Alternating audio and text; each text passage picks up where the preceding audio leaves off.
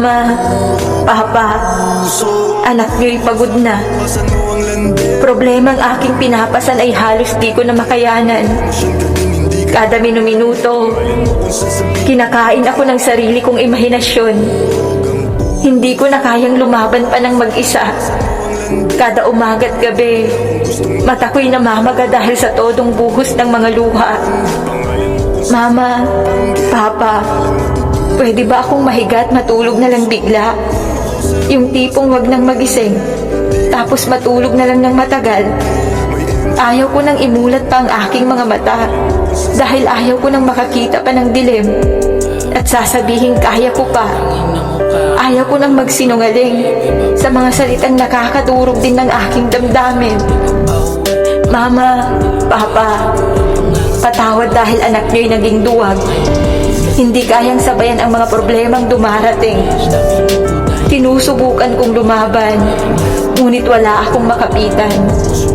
Sinusubukan kong bumangon, ngunit wala akong masasandigan. Mama, Papa, asan kayo sa mga araw na wala ako sa sarili ko? Hindi ko na kayang pagsabayin ang mga problemang ibinibigay sa akin.